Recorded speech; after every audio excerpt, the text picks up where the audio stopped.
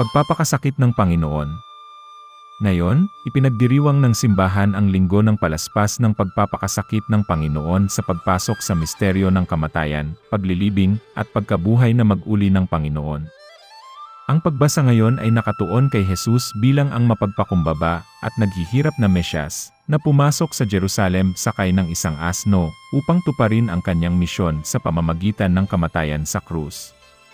Sa Isaias, itinatampok ng pagbasa ang naghihirap na lingkod na nagmumukhang parang batong pingkian, nagtitiwala sa Diyos sa kabila ng pang-insulto at pambubugbog. Inihahayag ng awit 21 ang pakiramdam ng pag-abandona, Diyos ko, bakit mo ako pinabayaan?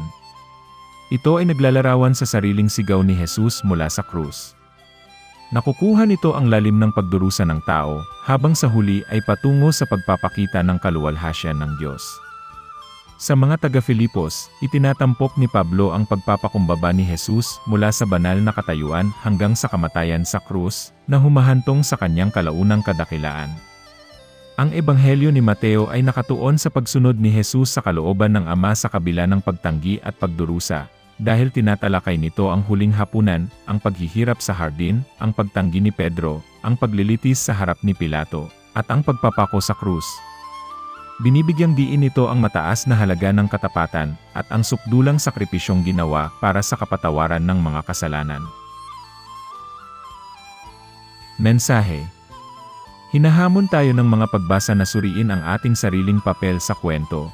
Kinikilala na madalas tayong katulad ng karamihan na sumisigaw ng Hosana, isang araw at ipako siya sa krus sa susunod. Ito rin ay isang paanyaya na sundan ang daan ng kanyang pagdurusa, upang kalaunan ay makibahagi sa kaluwalhasyan ng pagkabuhay na mag-uli. Tuwing naririnig natin ang pangalang Judas, ano ang pumapasok sa ating isip? Isang traidor. Isang traidor. Isang nawawalang disipulo. Naisip na ba natin na si Judas ay hindi lamang isang tao sa Biblia kundi isang salamin?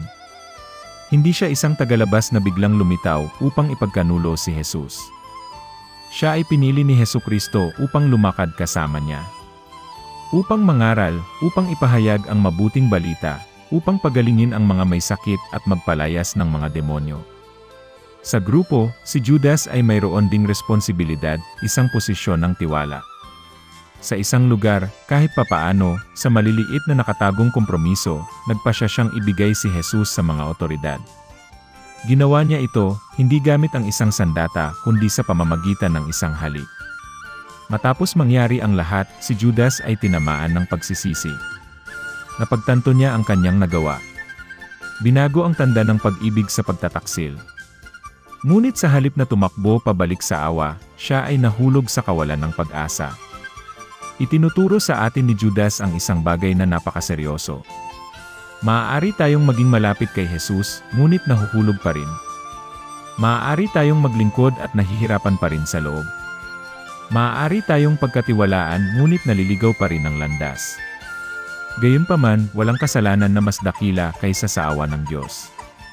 Kapag tayo ay nahuhulog, huwag tumakbo palayo tulad ni Judas, kundi bumalik upang tumawag sa Panginoon at ibigay ang ating sarili sa kanyang walang hanggang awa.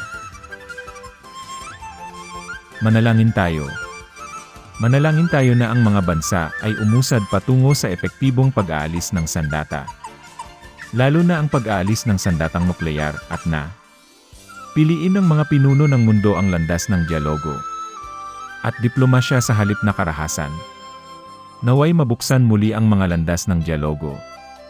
Ang karahasan ay hindi kailanman hahantong sa hustisya, katatagan, at kapayapaan na hinihintay ng mga tao. Panginoon, buksan mo ang aming mga mata sa kadiliman ng mundo. At tulungan mo kaming dalhin sa iba ang liwanag ng Ebanghelyo. Sa pamamagitan ng aming pangako sa kapayapaan, katarungan at pagkakaisa. Naway ang liwanag ni Kristo ay magbukas ng mga mata ng ating mga puso at magbigay daan sa atin na magpatotoo sa Kanya ng may kasimplehan at katapangan. Amen.